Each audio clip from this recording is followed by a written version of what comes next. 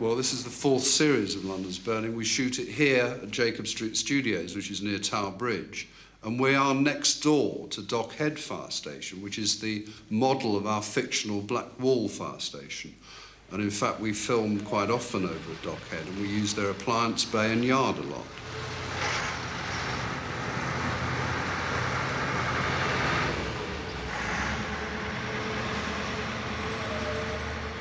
Dockhead's a working fire station. Before any scene is set up, they move their appliances outside to be ready to answer emergency calls. Colin Monk, our designer, has built an exact replica of the upper floors of Dockhead here in the studios, including the mess kitchen, dormitories and offices. Close up Jimmy the whole way through. This is what it's like. Python in the plenty bank.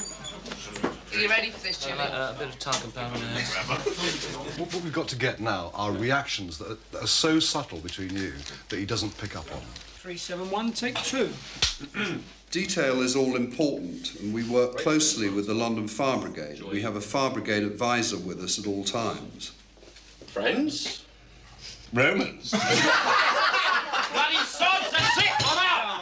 Our actors even attend Fire Brigade training school before each series. Thank you. When we originally got the job, we were all packed off for a 2-week training course. Normally that's done in 20 weeks for a recruit. We did it in 2, so we had a crash course. That had the effect of bonding everybody very strongly together, which is really where the series came from. Well, I've been writing for London's Burning since the first series, and I've just written an incident set in a marina where 2 youths have been sniffing propane gas, which leads to a massive explosion and the security man being engulfed in flames. There it is. And Black Wall, action, Black Wall.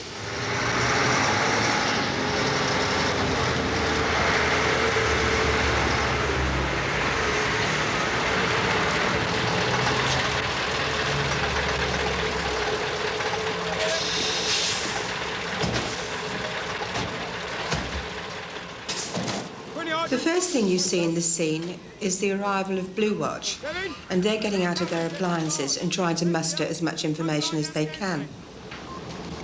Please, let us through, please, ladies and gentlemen, let us through. What's going on here? I looked through the window, I heard shouting, and I saw a man running away from the boat that was berthed at the end there. The security man was on it. The next thing I knew, it went up like a Roman candle. He was definitely on it when it went up. Yes, he was on it. Is anyone else on duty? No, not as well as I. Having gathered the information, the story that I've written is of Blue Watch recovering bodies and also dealing with the fire. The stories couldn't be as precise and technically perfect without the help of Brian Clark, the Fire Brigade advisor. The fires are normally produced by burning propane gas, which gives a very visual effect and adding smoke to it, so that when the cast are actually squirting water from a jet, the water has to miss the fire, otherwise we would lose the effect. You'll see the scene where the station officer dives into the water to try and actually recover a casualty. Now that is partly a cheat. Put some more light out there! Recall! Give me a line, I'm going in! You see Andrew Casimir, who plays the station officer, go to dive in, and that's where the division is made, and that it's then a stunt man who actually does the swimming.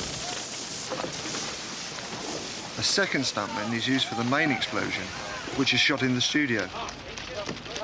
I'm playing the part of a security guard at the marina, and I detect there's a bit of nonsense going on one of the boats, so I go down to investigate and discover that there's a couple of young lads in there. Yeah, there you go. Making a bit of a mess of the place.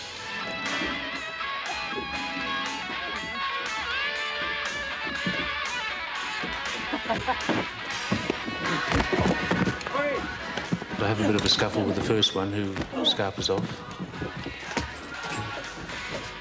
I go back to investigate to see if there's any further business going on, and I put on the switch, unbeknownst that there is gas down below, and of course that causes a spark and the gas explodes.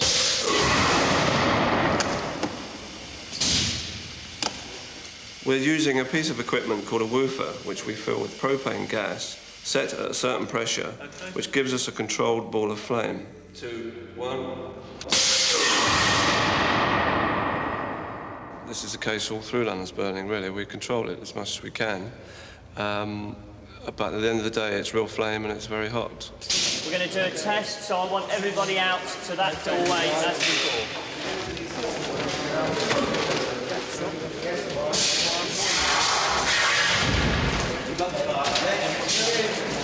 It will involve me being set alight and being blown out of the boat, or otherwise dive over the side to put myself out.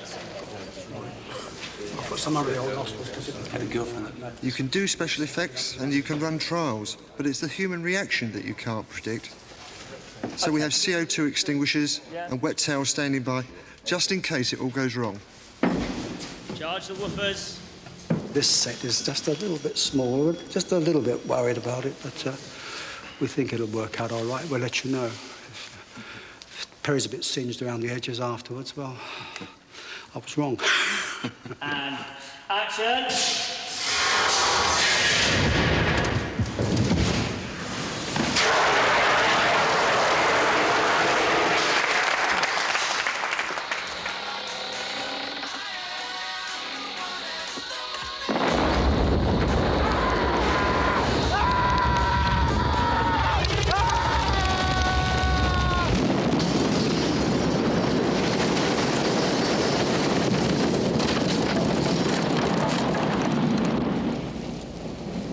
The principle of fire effects is to make everything as safe as possible and then make it look as dangerous as possible. This house here isn't burning. What we have is a number of gas jets which are totally controllable, can be switched on and off, up or down, and when the director says cut, the flames go out and everything is left safe. It's very nice to be able to light with flame with little mobile flame bars that you can move around the set and place exactly where you want them in exactly the same way that you normally use photographic lamps, so that you're sure to have the right colour from the flames themselves and the right flicker. And very often in these firefighting scenes, the firemen wear a complete face mask, and of course the flames that you're lighting them with reflect in the visor, in the face mask, which is very pretty. Wearing breathing apparatus is strange at first because the restriction of it actually having your face covered, and just learning to trust the fact that when you do breathe in, there is going to be air there. Because if you don't get it quite right at first, you breathe in, there's no air, and it's horrible. It's, you know, it's real panic stations. In episode 7 of the forthcoming series, we have a script which involves a hotel fire where a family are trapped.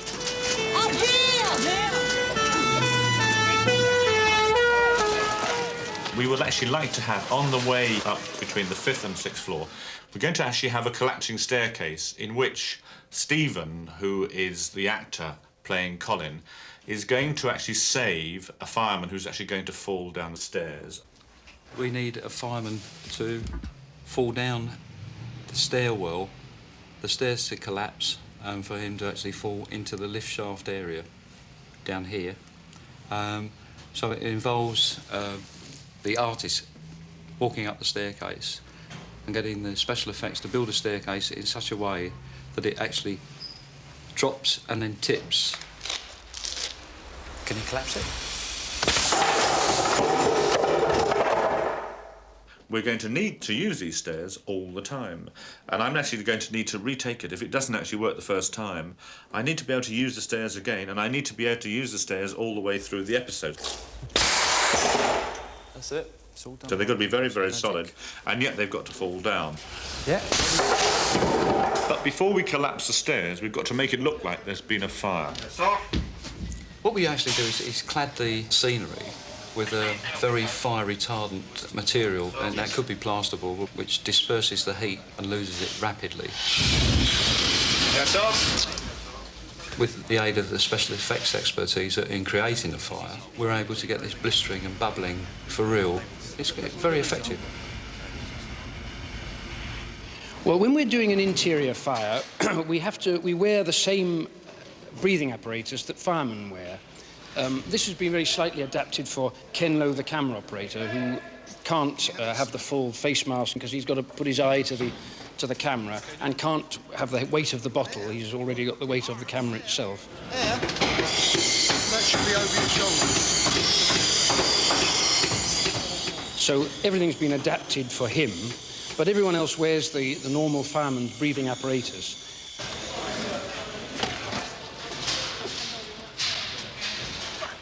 Because it's quite a nice shot for when the firemen are fighting the fire to squirt the camera with their hoses, we have a revolving glass on the front of the lens which flings all the water that might hit it away.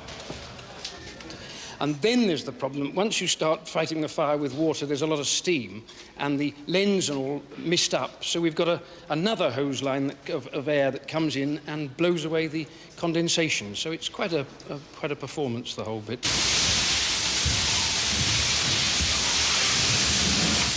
I think what has happened as we have got this fairly sophisticated outfit together, we've been able to just do more sort of daring and realistic things. We now virtually can keep the camera inside a fire, looking back at the firemen, you know, with flame all around and so forth. And that was something we certainly wouldn't have been able to do at the beginning.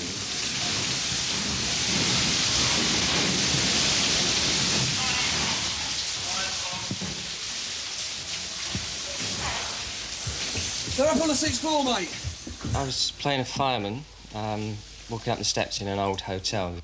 As I'm walking up, the fire burns through the steps, they collapse, and I fall through a panel into the lift shaft. It had to be extremely well timed because when I hit that step, I was already starting to go off balance, otherwise I might have fallen the wrong way.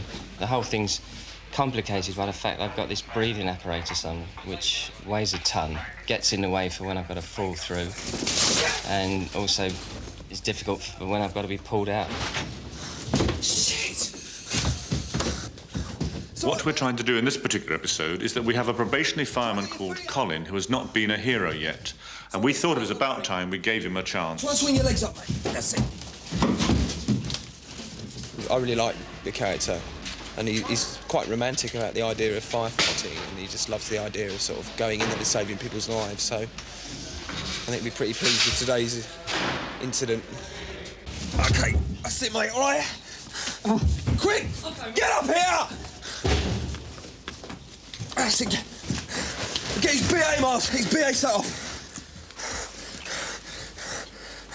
I think there's aspects of Colin that are in my own personality, such as his gullibility. I'm quite gullible, and his naivety maybe slightly, but I don't think I'm quite as gullible and as naive as him, and hopefully more intelligent.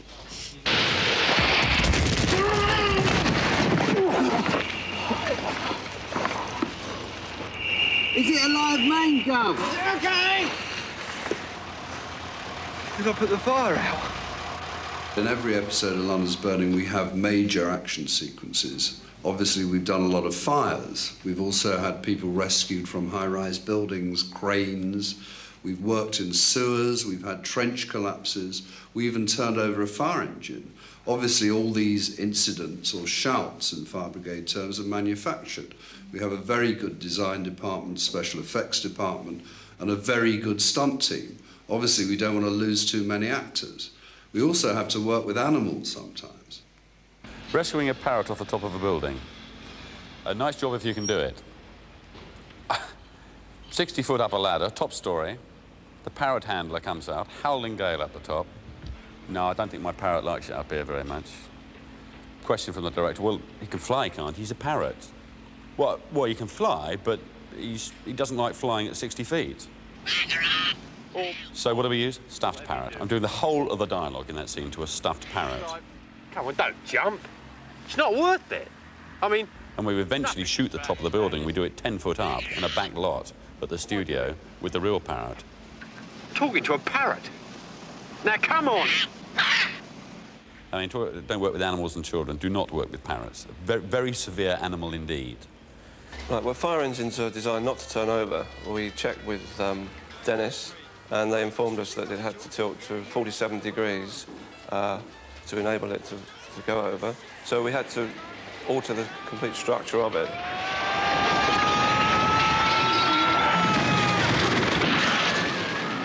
Normally the water tanks on an appliance are at the bottom, so we move them to the top to make it more unstable.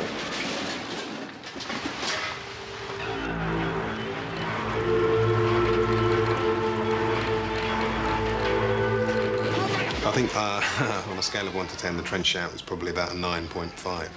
Every now and then we do get a shout that is miserable, and that was probably one of the most miserable shouts you'd ever get. A very cold 2 or 3 days in February.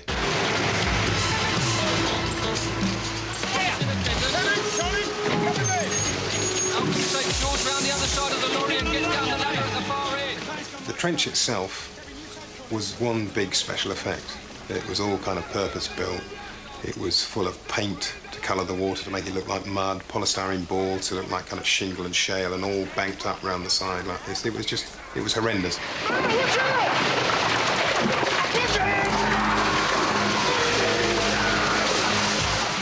Collapsed piles of wood, all on bits of hinges and things like this, and it was just a complete mishmash. And then hidden along the side of that trench were camera positions and everything else, so they were all kind of sunken underground.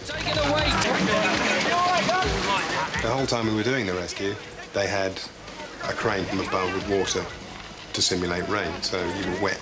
Every which way you looked, you were wet. There's a boy out. In the real fire brigade, they'd have been in and out. On London's Burning, you're in and in and in and in and in for 3 days. You don't get a break, really. But it's all good fun. What they did, they actually got this service, a proper serb. It wasn't used. They pumped this fresh water in for health reasons. They give you these sort of dry suit, and we rehearsed and got in the water. It was fine, no problems, and then we got out and took all the gear off. There's lots of stones on the floor. So obviously we've punctured the suits unbeknownst to us. So we've jumped, put them on again and gone into the water. And it slowly started to fill up, which is a really funny sensation, that sort of thing. It slowly fills up and gets colder and colder. Then it hits all sorts of parts that are more sensitive than others.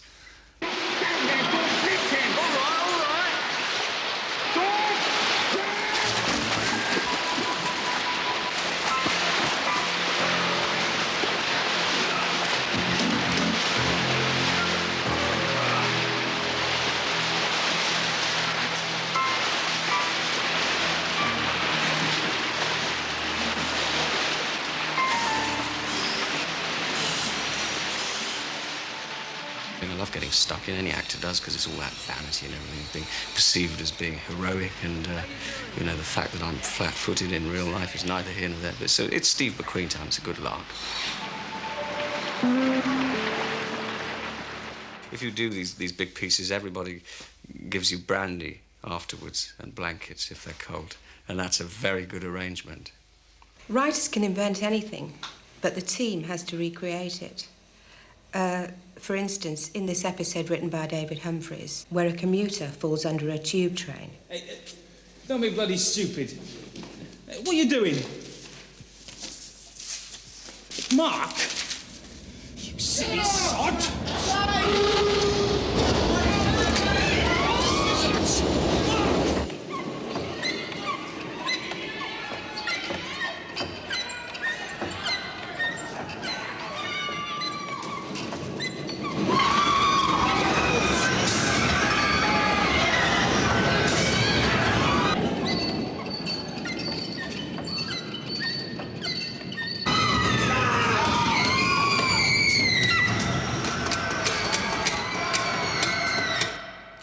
The shout for episodes 9 and 10 was the biggest we've ever done.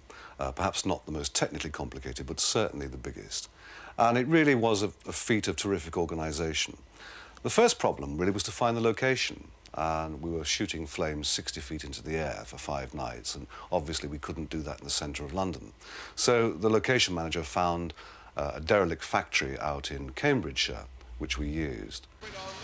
We had a total of 11 fire appliances. There was 7,000 feet of hose, and as well as the principal actors, there were 65 Cambridgeshire and London firefighters who were all off-duty volunteers, and they appeared in vision, and of course they provided safety cover. Turn over. 12 special effects men spent 9 days laying 2,500 feet of gas pipes using 10 tons of liquid petroleum gas.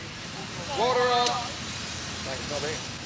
We were pumping 2,500 gallons of water per minute. And because of the hosepipe ban, we used a local lake as a supply.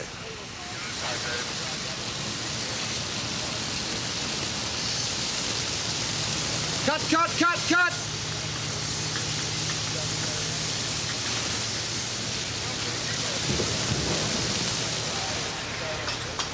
So, having set the scene of the major fire, the next thing to film are the closer shots of Blue Watch in the blazing woodyard.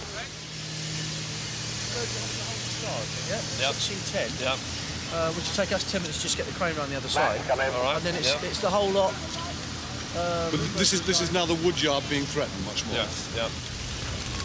Right. We're on scene 18, everyone. Scene 18. Basically, they set a whole woodyard alight, and Richard and I went in, and it was a fully charged hose, which normally would have 3, 4, 5 real firefighters holding the pressure, because it's so powerful.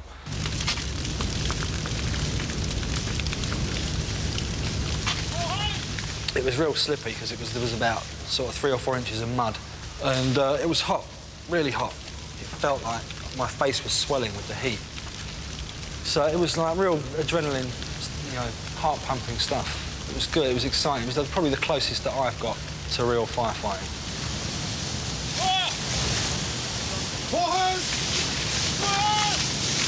And cut it. Well done, boys. Well done. Super. Excellent.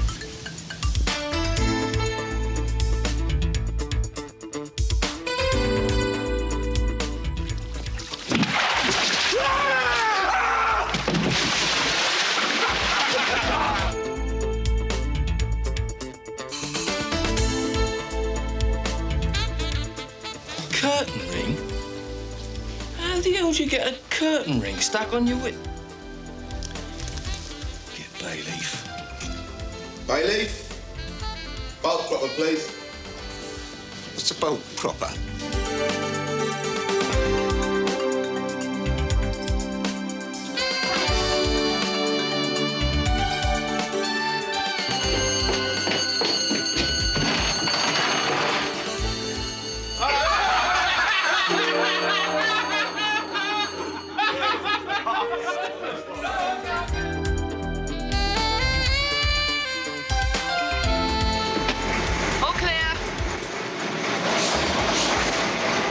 David.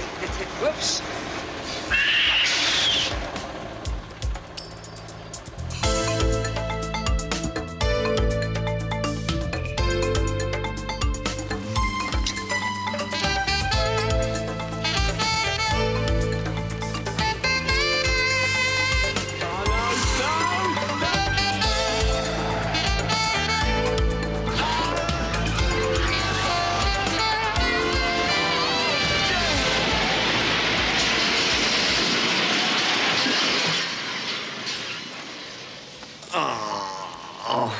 Not again.